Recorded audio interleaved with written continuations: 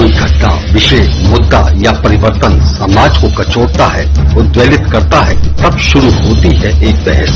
पक्ष विपक्ष में चलते हैं तर्क और जन्म लेते हैं विचार। चर्चा, बहस, तर्क वितर्क से लेकर विचार बनने तक का है सफरनामा मून न्यूज का कार्यक्रम नजरिया। समसामयिक विषयों पर तीखी बहस, नजरिया। स्थानीय मुद्दों पर समाज का उद्वेलन, नजरिया। यदि आप भी नजरिया कार्यक्रम में सहभागी होना चाहते हैं तो आप हमें एसएमएस कर सकते हैं। टाइप कीजिए अपना नाम, मोबाइल नंबर, कार्य विषय की जानकारी और एसएमएस करें 963900।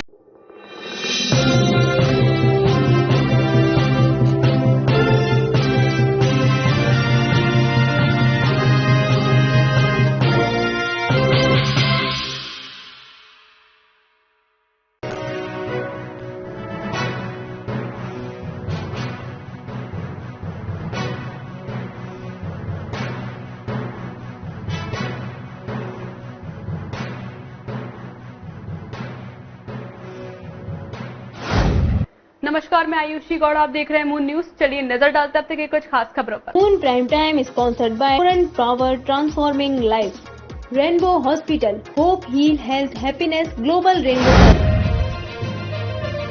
इस वर्ष भी ईद पर मस्जिदें रही सूनी। कोरोना के चलते घरों में अदा हुई ईद की नमाज। जिला प्रशासन भी रहा पूरी तरह मुस्तैद।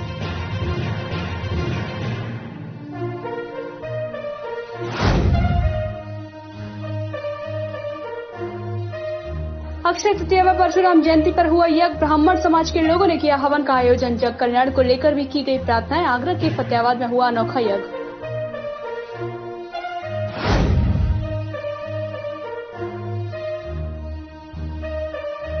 जीएसटी के अधिकारियों ने मथुरा के व्यापारी को लूटा। मथुरा के व्यापारी ने 43 लाख रुपए की लूट का थाना लोहा मंडी में लिखाया मुकदमा।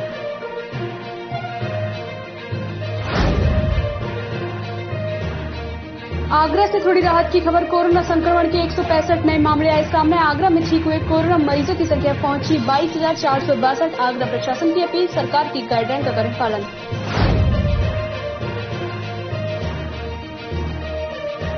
अक्षर तृतीया के पावन पर्व पर ब्राह्मण चेतना समिति ने मिलकर किया हवन। दयालबाग स्थित पटवारी मंदिर पर किया गया हवन यज्ञ। कोविड-19 महामारी को खत्म करने की प्रार्थना की।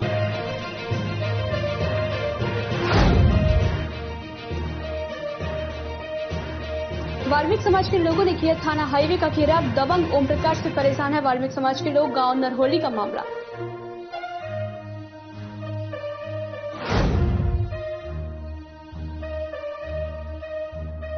प्रेल्यूड पब्लिक स्कूल के शिक्षक अभिषेक मिश्रा का कोरोना से हुआ निधन। स्कूल प्रबंधकों में शोक की लहर। वहीं उनकी पत्नी भी हैं कोरोना ग्रसित।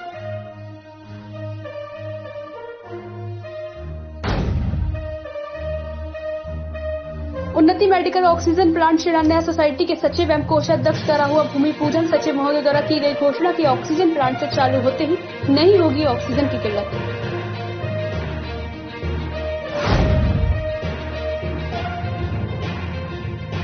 महिला सिपाही की सड़क हादसे में हुई मौत। नगर निगम की कचरा उठाने वाली गाड़ी ने रौंदा। मथुरा पुलिस ने टक्कर मारने वाले के खिलाफ कार्रवाई की जाने की मांग।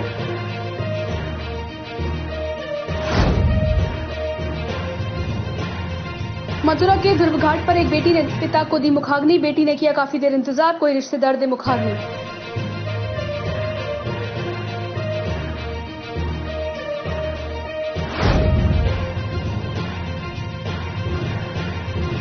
चुनावी रंजिश के चलते महिला के साथ की छेड़छाड़। बीच बचाव करने आए ससुर के साथ की मारपीट। वृंदावन कोतवाली जेल चौकी का मामला।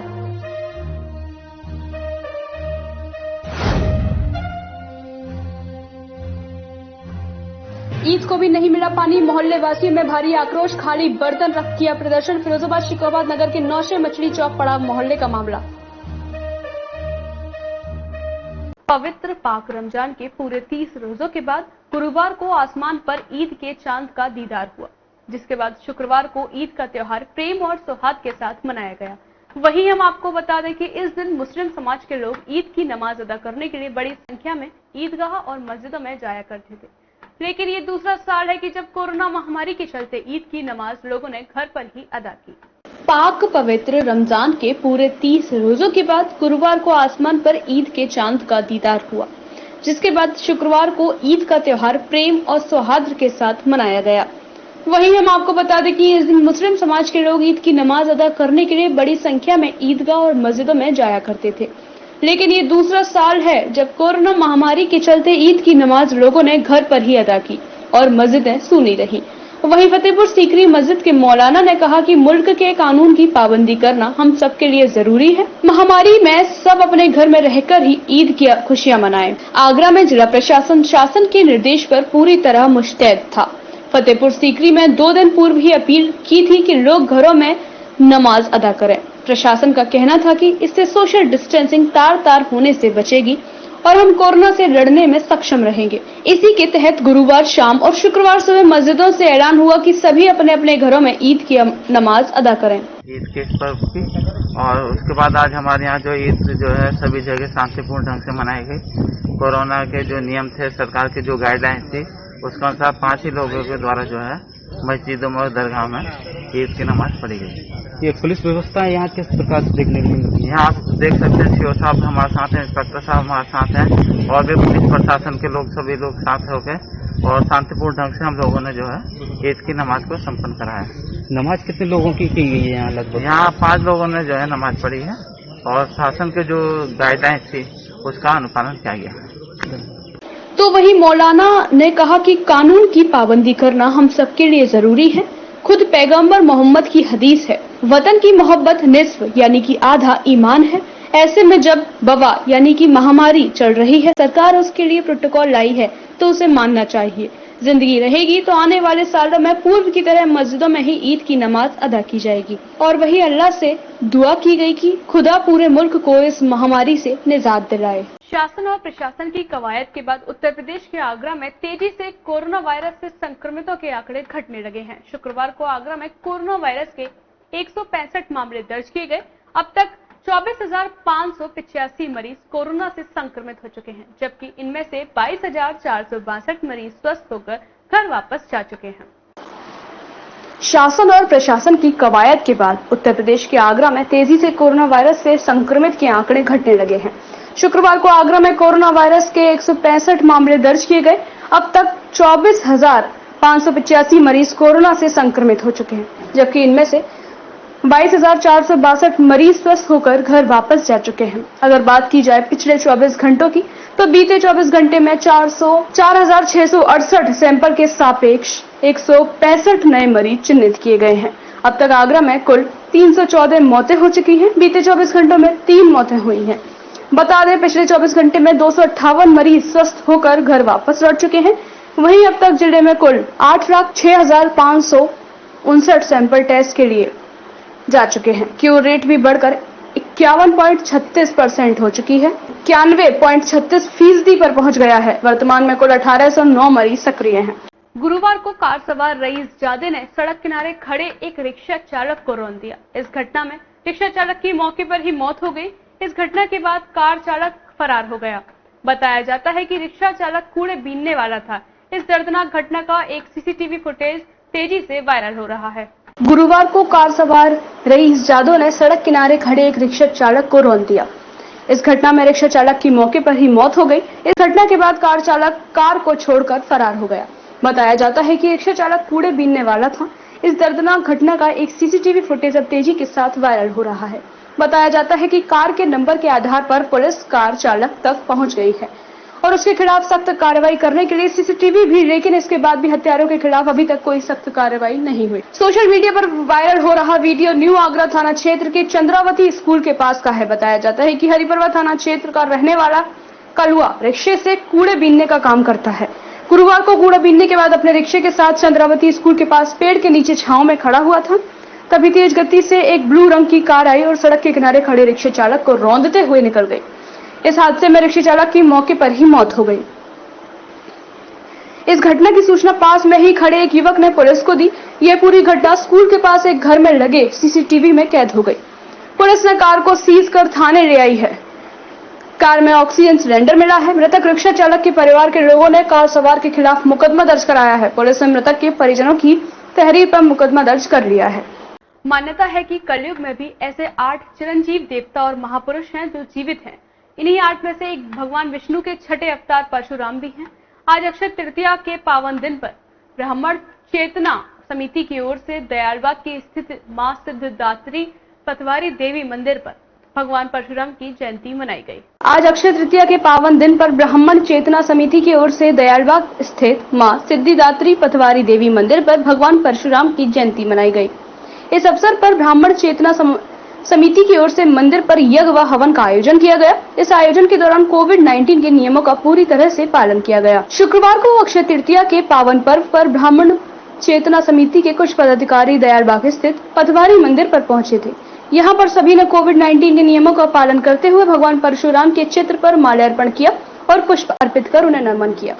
ब्राह्मण चेतना समिति के अध्यक्ष ओम शर्मा का कहना था कि आज अक्षय तृतीया के पावन पर्व पर भगवान परशुराम का जन्म हुआ था।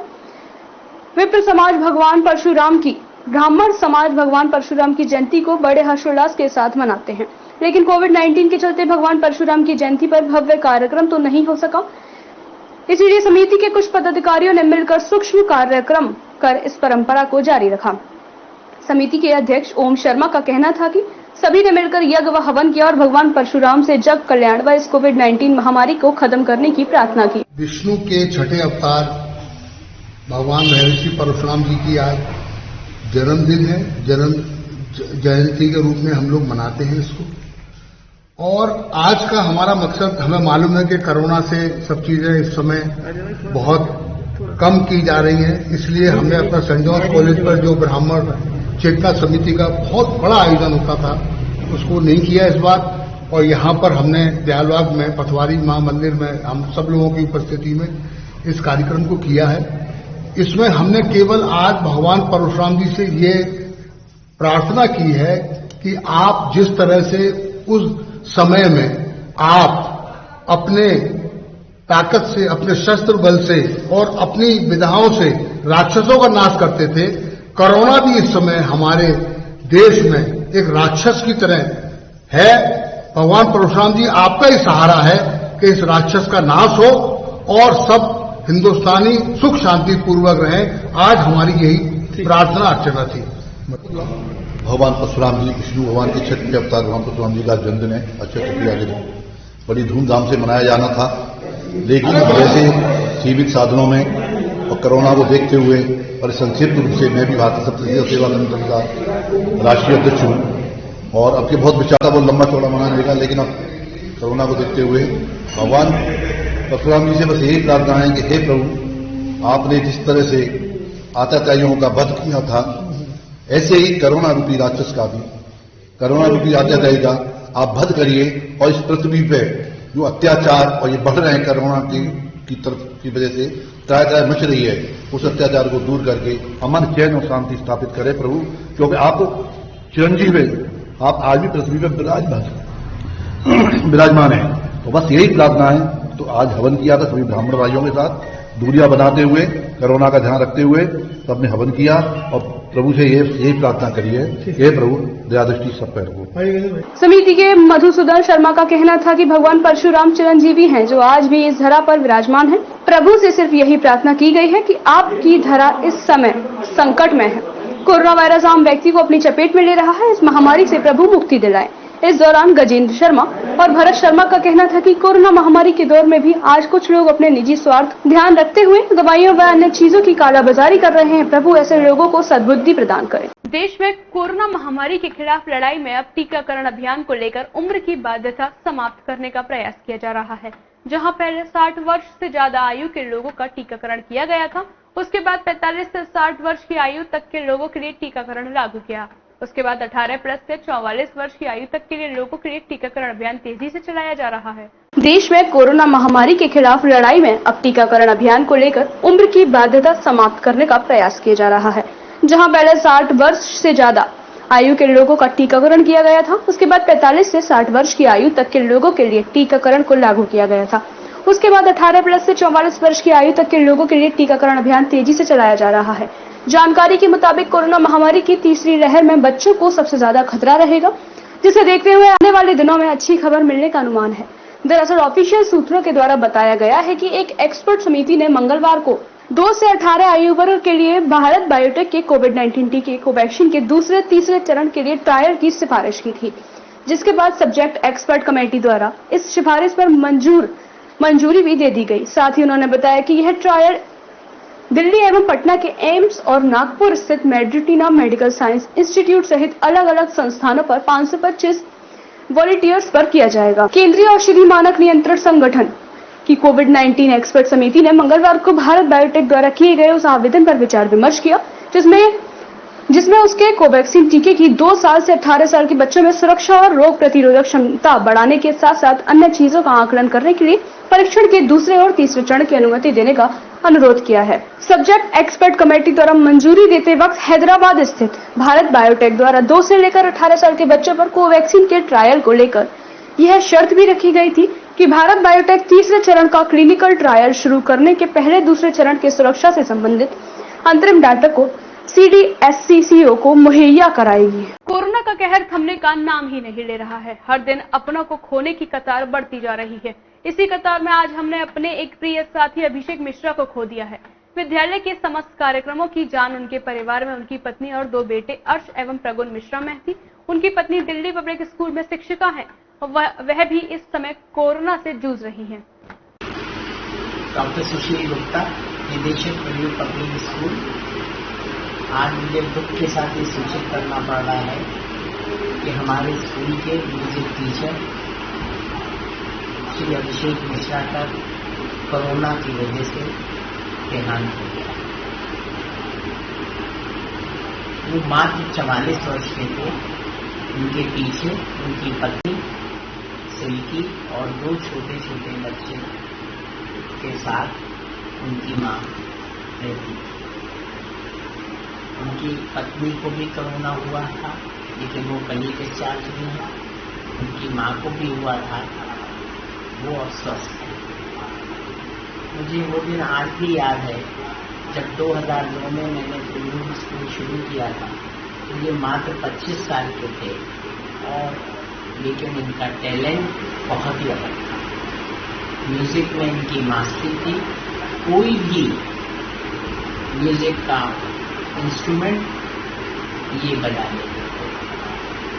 मैं बता नहीं सकता हूँ कि आज दिल्ली को इनके जाने से कितना बड़ी क्षति हुई है और शायद किस तरह से हम उस क्षति को पूरा कर पाएंगे कहना मुश्किल है।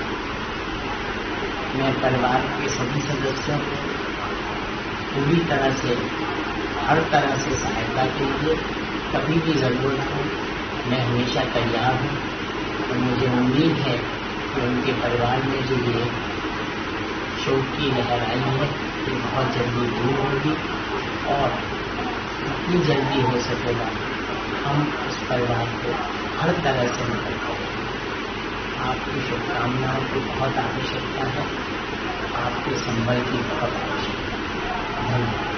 वक्त तो चला एक छोटे से ब्रेक का। ब्रेक के बाद होगी फिर आपसे मुलाकात कुछ खास खबरों के साथ।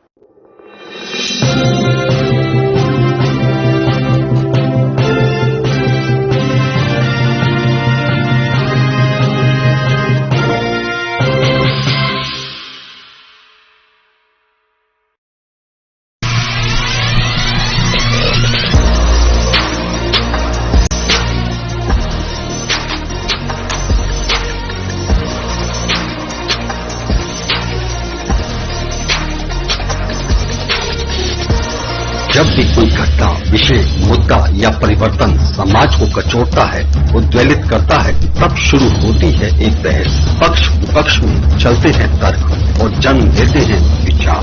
चर्चा, बहस, तर्क वितर्क से लेकर विचार बनने तक का है सफरनामा न्यू न्यूज का कार्यक्रम नजरिया।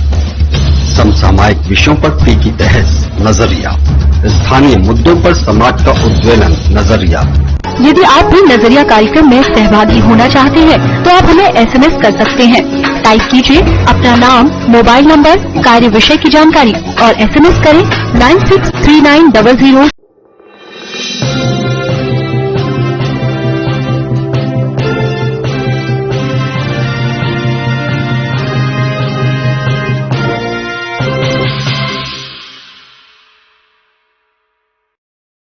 ब्रेक के बाद आप सभी का एक बार फिर से स्वागत है। चलिए नजर डालते हैं आज की कुछ सुर्खियों पर।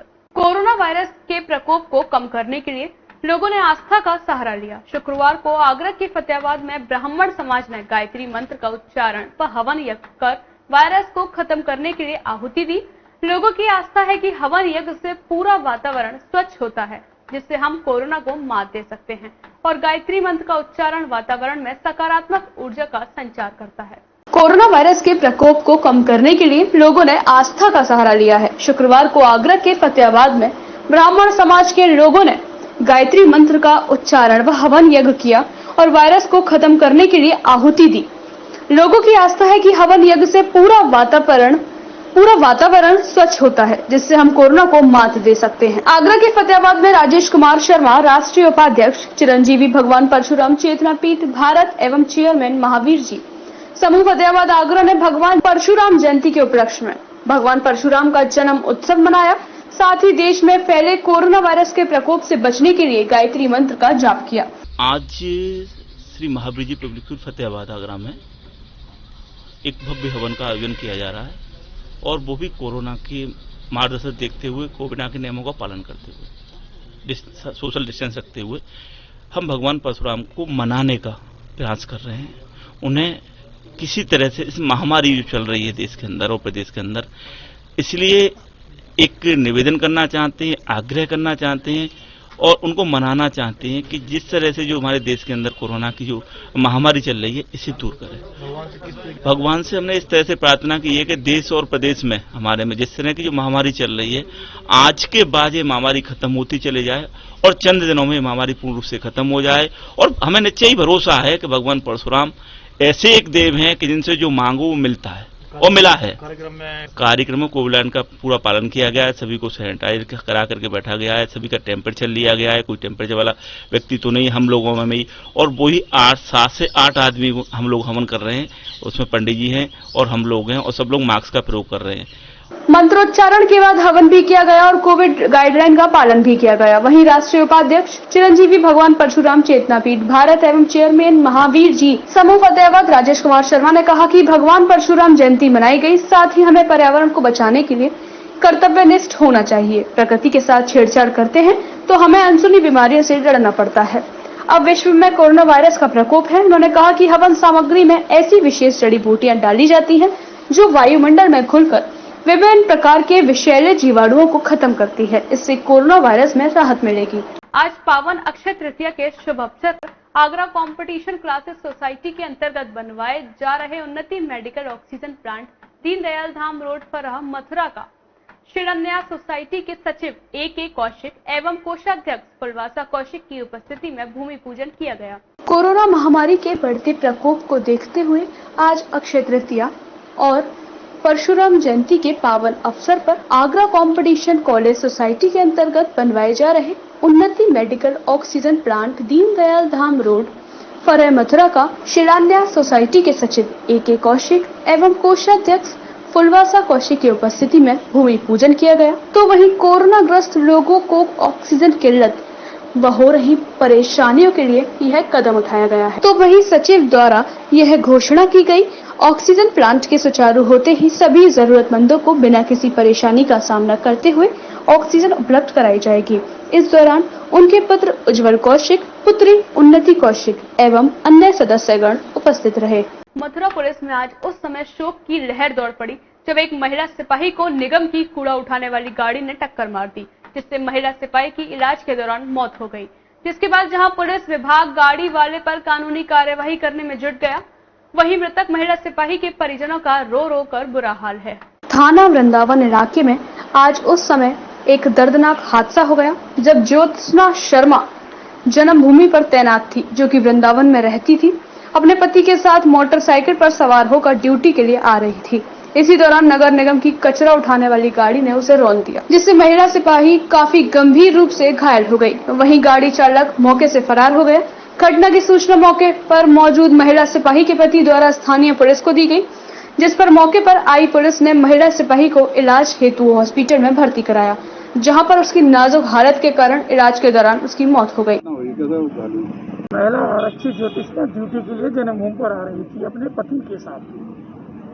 एक्सीडेंट हो गया है वृंदावन में, उपचार के दौरान उसकी मृत्यु हो गई। कैसे हुआ था बताया जा रहा है, गाड़ी ने ब्रेक करके साथ एक्सीडेंट किया फिर बेहतर नहीं, उसके पति ने जो बताया कि चलते में एक्सीडेंट हुआ है, और ये जानकारी तो वही सही देगा। सर इनकी ड्यूटी कहाँ पर थी, क्या नाम? जन्मभूमि पर ज्योतिष्ना शर्मा। वहीं महिला सिपाही की मौत की खबर जैसे ही स्थानीय पुलिस को हुई तो बड़ी संख्या में पुलिस हॉस्पिटल पर पहुंच गई, जिसमें शोक की लहर दौड़ गई और सभी टक्कर मारने वाले के खिलाफ कार्यवाही किए जाने की मांग करने लगे। जिसके बाद मौके पर आए डीएसपी राम मोहन शर्मा ने घटना की जानकारी देते हुए बताया कि ज्योत्सना नाम की महिला सिपाही कृष्ण जन्मभूमि पर तैनात थी, जो कि अपने पति के साथ ड्यूटी पर आ रही थी। तभी वृंदावन इलाके में किसी गाड़ी वाले से टक्कर हुई, जिसमें इसकी मौत हो गई। चौमुहा वृंदावन कोतवाली की जैत चौकी क्षेत्र के नगड़ा नेता में चुनावी रंजिश को लेकर नामजदों ने महिला के साथ मारपीट की और आरोपियों ने बचाव करने आए ससुर समेत 2 लोगों पर लाठी डंडों से हमला कर दिया। वृंदावन कोतवाली की जैत चौकी क्षेत्र के नगड़ा नेता में चुनावी रंजिश को लेकर नामजदों ने महिला के साथ की छेड़छाड़ व मारपीट का मामला प्रकाश में आया है। आरोपियों ने बचाव करने आए ससुर समेत 2 लोगों पर लाठी डंडों से हमला कर घायल कर दिया है। इस घटना के संबंध में 5 नामजदों के खिलाफ वृंदावन कोतवाली में रिपोर्ट दर्ज कराई गई है। हाल ही में संपन्न हुए पंचायत चुनाव को लेकर रंजिश और विवादों का दौर थमने का नाम नहीं ले रहा है। ताजा मामला रिपोर्टिंग पुलिस चौकी जैत अंतर्गत नगड़ा नेता का है, जहां चुनाव में समर्थन न करने पर एक महिला के साथ छेड़छाड़ व उसके ससुरालीजनों के साथ मारपीट की गई है। मामले में थाना वृंदावन पहुंची पीड़िता ने पुलिस को दी तहरीर में आरोप लगाया कि बुधवार शाम 7 बजे वह अपने प्लॉट पर पशुओं को चारा डालने गए थे।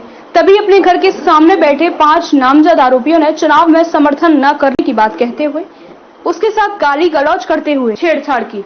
मैं भैंसे में किसान करके आई, ये 5 माँ बैठे गुट बनाए थे।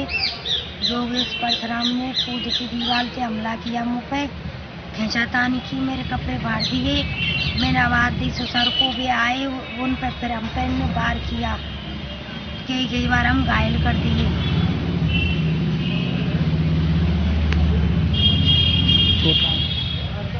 और चोट आई हमारे हाथ में, कमर पे, पैर पे और ठोकरा के टाँके आए।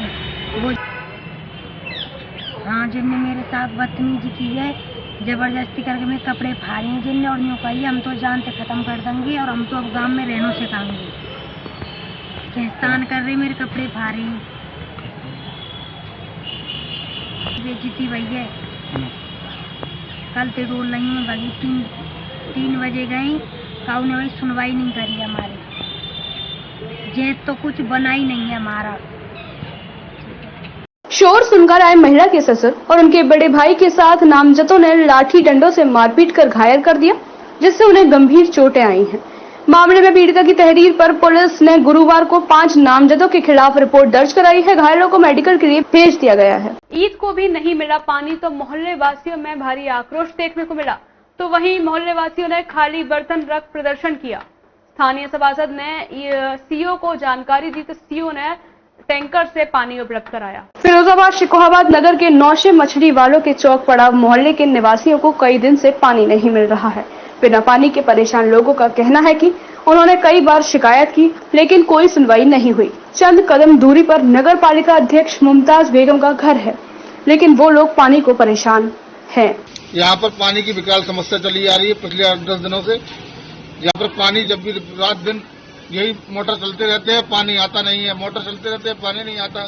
सभी आदमी, प्रति व्यक्ति, हर एक मकान का हर एक व्यक्ति रात को पूरी रात निकाल देता है जगते हुए, मगर उनके घर में पानी नहीं आ पाता। इस समस्या का कोई न कोई निदान किया जाए, ये अत्यंत जरूरी है, अन्यथा इसका आंदोलन किया जाएगा। आप लोग कभी ईओ से या चेयरमैन साहब से मिले? हम चेयरमैन साहब से भी मिले, ईओ से भी मिले, सबसे मिल चुके, और इसका कोई नतीजा सफल रहा। ईओ साहब यहाँ आकर देख भी गए और समस्या का गड्ढा खुदवा दिया, कोई रिजल्ट नहीं निकला। 1 महीने से ईओ साहब को मैंने सूचना दी, मोहल्ला पड़ाव पानी नहीं आ रहा, 900 बच्ची वाले चौक में आप कुछ करिए, वहाँ पे वो बेचते हैं। फिर मैंने फोन करा, रात में फोन आ रहे 3-3 बजे कि पानी नहीं आ रहा है यहाँ पे। आज ईद वाले दिन 1 बूंद पानी नहीं है यहाँ पे, ईद वाले दिन पानी नहीं आया यहाँ पे। मैंने ईओ साहब को बताया, ईओ साहब ने एक टैंकर भेजा पानी का यहाँ पे कि टैंकर से पानी भर लें आप। और यहाँ करीब 50-60 मकान है, 1 बूंद पानी नहीं है यहाँ पे। हद तो तब हो गई जब ईद के दिन भी पानी नहीं आया तो मोहल्ले वासियों ने खाली बर्तन रख प्रदर्शन किया और सूचना पर स्थानीय सभासद सलीम मास्टर पहुंचे और सीओ अवधेश यादव को फोन किया तो मामले का सीओ ने संज्ञान लिया और टैंकर से पानी उपलब्ध कराया। मोहल्ले वासियों में खासी नाराजगी दिखाई दी। मथुरा में शुक्रवार को गांव नरहौली निवासी समस्त वाल्मीकि समाज के लोगों ने न केवल थाना हाईवे में दबंग ओम प्रकाश की शिकायत की, बल्कि थाने का घेराव किया, जहां उन्होंने आरोप लगाया है कि उक्त दबंग ओम प्रकाश और अन्य नामजदों को तुरंत गिरफ्तार कर कार्यवाही की जाने की मांग की है।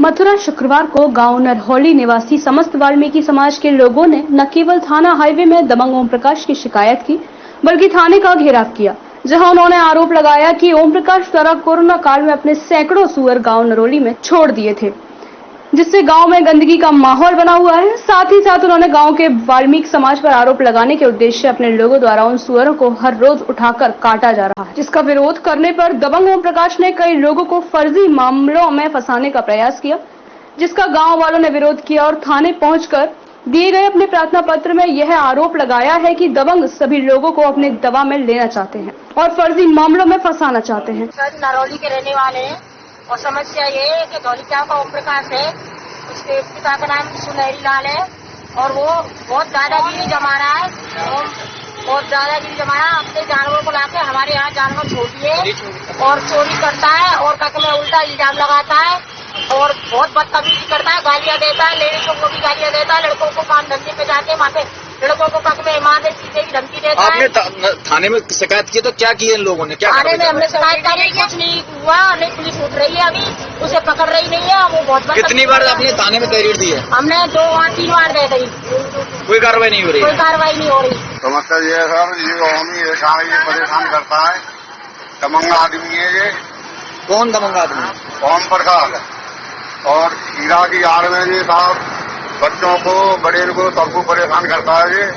इसने अडूपी में भी दंगा करा दिया, ढोलियाओं पे भी ये जो है आपस में विरोध कर रखा है और अडूपी में भी जमे है, महुली में भी चारों तरफ इस ओम प्रकाश ने आतंक उठा रखा है। ये दबंग आदमी है और किसी की बात नहीं मानता है, अपने जूता के नीचे दबा के रखना चाहता है सबको। और ये हमारे गांव के लड़का है जो इन पे जबरदस्ती हमारे खिलाफ रिपोर्ट कराना चाहता है, कभी तो बलात्कार में, कभी चोरी में, कभी वैसे, ये हर बात से हमारे बच्चों पे दबाव डालता है। थाने में तहरीर दी?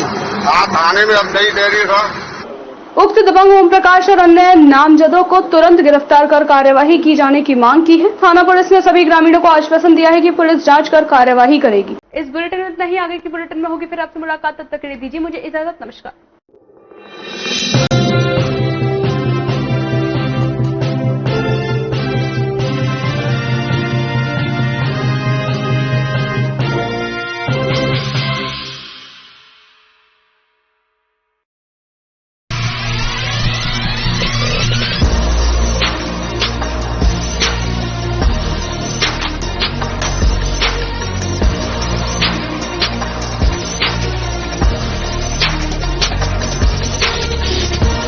जब भी कोई घटना, विषय, मुद्दा या परिवर्तन समाज को कचोटता है, उद्वेलित करता है, तब शुरू होती है एक बहस। पक्ष विपक्ष में चलते हैं तर्क और जन्म लेते हैं विचार।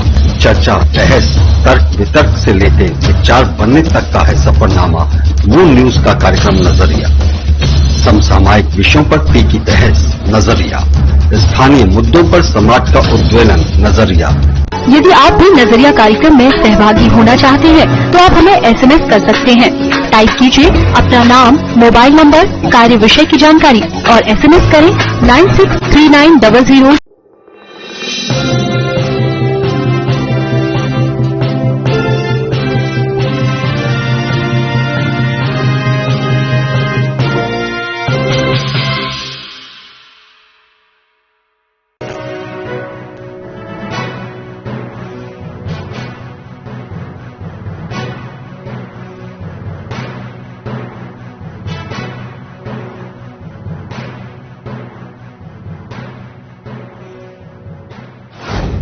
नमस्कार, मैं आयुषी गौड़, आप देख रहे हैं मून न्यूज। चलिए नजर डालते हैं अब तक के कुछ खास खबरों पर। Moon prime time sponsored by Current Power transforming life, Rainbow Hospital, hope heal health happiness Global rainbow.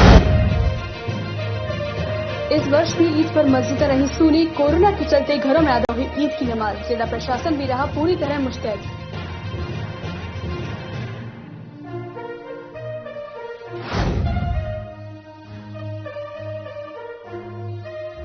Akshaya Tritiya व परशुराम जयंती पर हुआ यज्ञ, ब्राह्मण समाज के लोगों ने किया हवन का आयोजन। जग कल्याण को लेकर भी की गई प्रार्थनाएं। आगरा के फतेहाबाद में हुआ अनोखा यज्ञ।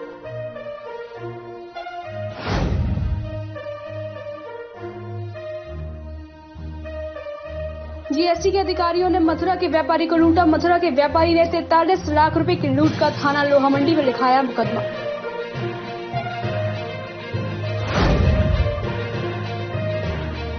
आगरा से थोड़ी राहत की खबर। कोरोना संक्रमण के 165 नए मामले आए सामने। आगरा में ठीक हुए कोरोना मरीजों की संख्या पहुंची 22,462। आगरा प्रशासन की अपील, सरकार की गाइडलाइन का करें पालन।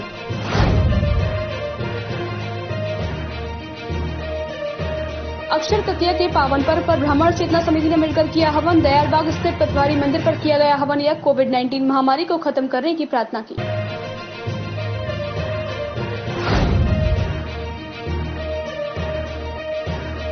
वाल्मीकि समाज के लोगों ने किया थाना हाईवे का घेराव। दबंग ओम प्रकाश से परेशान है वाल्मीकि समाज के लोग। गांव नरहोली का मामला।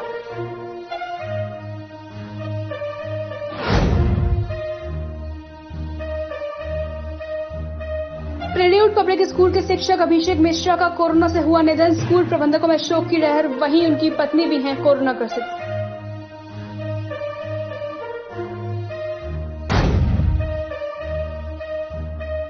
उन्नति मेडिकल ऑक्सीजन प्लांट शिलान्यास सोसाइटी के सचिव एवं कोषाध्यक्ष द्वारा हुआ भूमि पूजन। सचिव महोदय द्वारा की गई घोषणा की ऑक्सीजन प्लांट से चालू होते ही नहीं होगी ऑक्सीजन की किल्लत।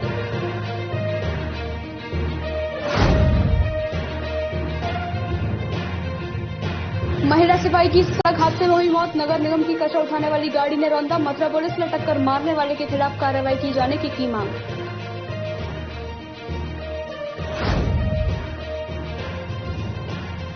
मथुरा के ध्रुव घाट पर एक बेटी ने पिता को दी मुखाग्नि। बेटी ने किया काफी देर इंतजार, कोई रिश्तेदार दे मुखाग्नि।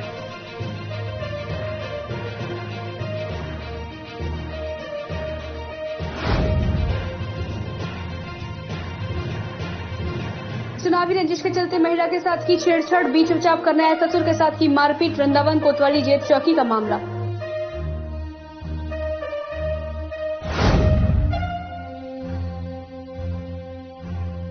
ईद को भी नहीं मिला पानी। मोहल्ले वासियों में भारी आक्रोश। खाली बर्तन रख किया प्रदर्शन। फिरोजाबाद शिकोहाबाद नगर के नौशे मछली चौक पड़ा मोहल्ले का मामला। पवित्र पाक रमजान के पूरे 30 रोजों के बाद गुरुवार को आसमान पर ईद के चांद का दीदार हुआ, जिसके बाद शुक्रवार को ईद का त्योहार प्रेम और सौहार्द के साथ मनाया गया। वहीं हम आपको बता दें कि इस दिन मुस्लिम समाज के लोग ईद की नमाज अदा करने के लिए बड़ी संख्या में ईदगाह और मस्जिदों में जाया करते थे।